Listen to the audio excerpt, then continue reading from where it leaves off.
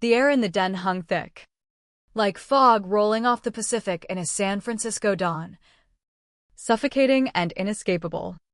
It clung to my skin, making every breath a deliberate act. Ryan loomed over me, his frame casting a long shadow across the sleek granite coffee table we'd picked out together, or rather, I'd paid for. In one hand, he gripped a crisp legal document.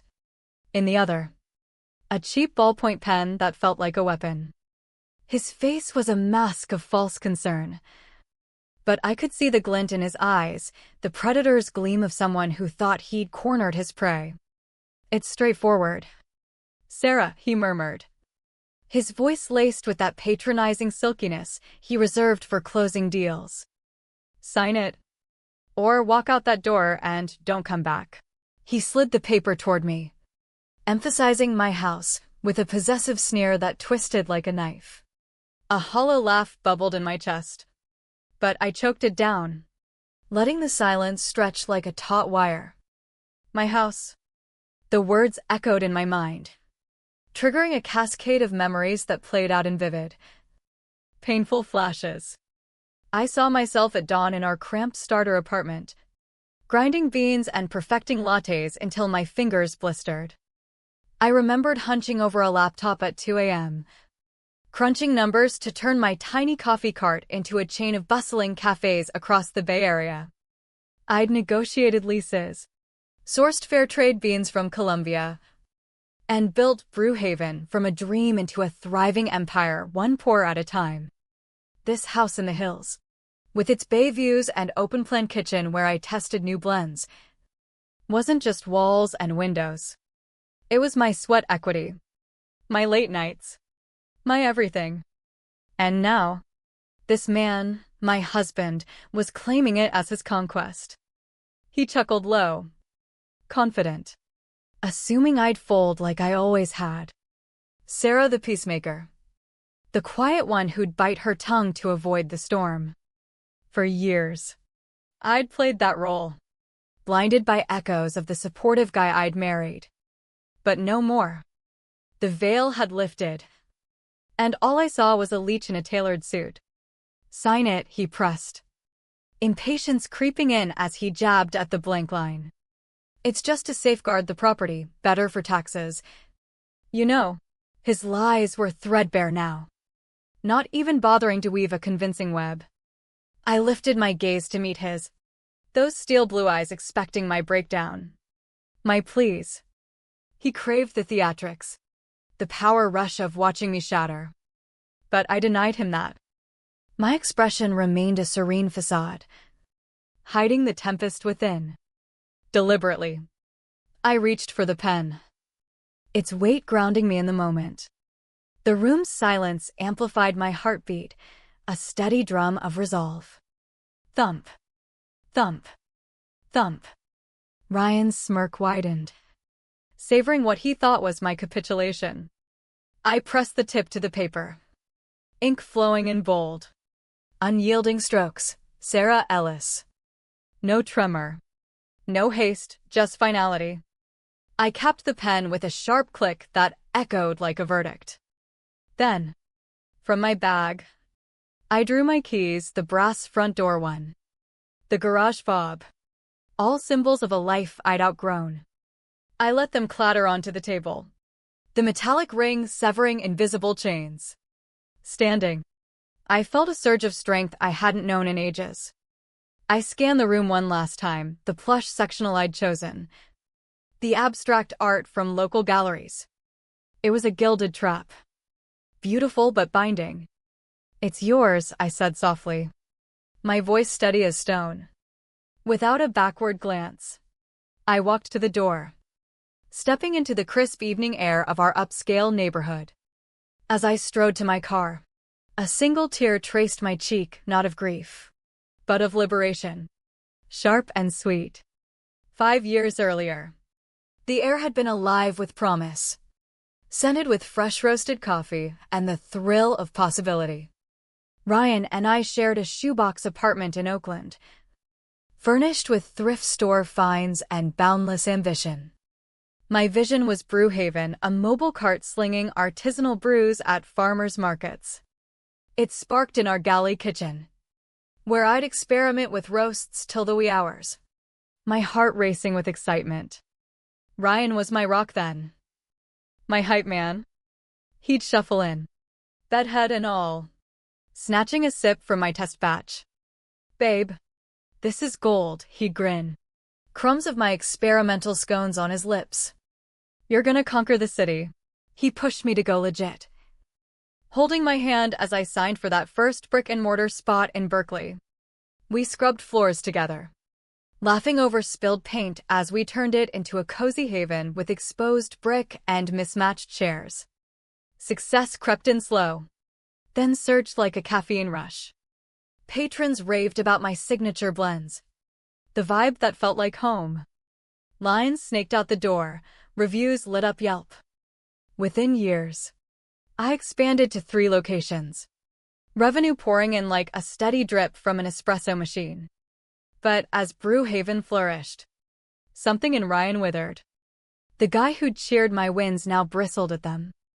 My long hours, once our shared grind, became his grudge. "You're always glued to that laptop," he'd gripe, reeking of entitlement as I dragged home smelling of vanilla and Arabica. "This side hustle of yours is stealing our time." Side hustle, the diminutive that stung like a bee, reducing my empire to a whim. I brushed it off at first, but it festered, each repetition carving deeper. One night etched in memory, I just landed a spot on a local Best of the Bay list. A game changer. I burst through the door, award plaque in hand, buzzing with joy. "Ryan, we did it."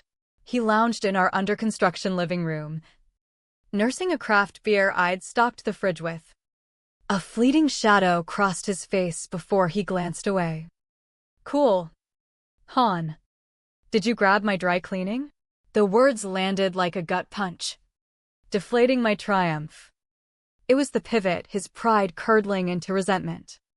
Around friends, he'd parade the house. We went with quartz counters for that sleek look.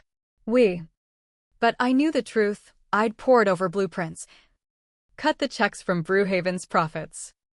He was co-opting my light, dimming it to boost his own. Building the house was meant to crown our journey, a hillside retreat overlooking the Golden Gate, with a chef's kitchen for my blends and a patio for sunset sips. But costs ballooned. My accountant, MS. Rivera, laid it out in her no-nonsense office. A personal mortgage would choke your cash flow.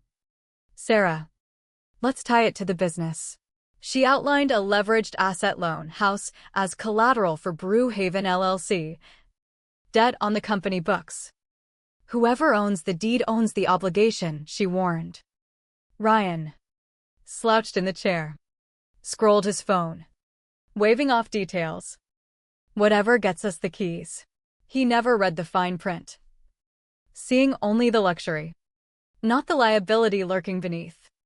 As walls rose, his spending spiraled. Home gym, luxury SUV, all on the business card. "We earned this," he'd say, blind to the balance sheet. I tried reasoning. "This is debt, Ryan, not a free ride." He'd pat my shoulder, stick to coffee. "Babe, I'll handle the big stuff." The house became a silent battlefield, our conversations hollow echoes in vast rooms. His barb sharpened. "Your little cafes pay the bills. But I'm the visionary here." The breaking point came on a foggy evening. In my home office, reviewing stellar quarterly reports, he barged in. "We need joint everything accounts. Deed. All of it." His demand reeked of control. "This is my business," I countered, fire igniting. His face twisted. "Your business? The one that built my house?" From then, obsession gripped him, hints about protecting assets, laced with lies about lawsuits and taxes. I played along, feigning doubt. "Maybe. Let me check with MS. Rivera." It fueled his arrogance, thinking he was outsmarting me. But I was plotting. wounds turning to weapons. The Cold War peaked with his ambush. He staged romance, candlelit dinner. Wine from my stock. Post-meal. In the firelit den. The deed waited, a quitclaim transferring everything to him. For us, he cooed. I scanned it. Heart steady. No. His facade shattered. After all I've done? Sign or leave my house.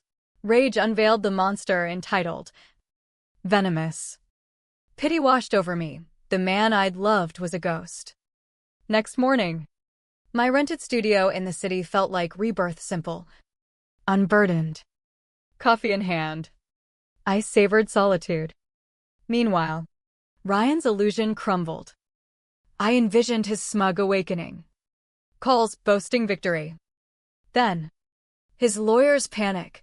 The deed carries the debt, millions. More than the house's value. Shock would hit, payments dwarfing his salary. Bank's letter sealed it, his responsibility now. Market tanked, liens scared buyers. Foreclosure loomed as he paced empty halls, crushed by his greed. My world expanded, debt-free. Brewhaven boomed with new spots in SF and Marin. On foreclosure day, as rain pelted his now the bank's windows, I unveiled my flagship store.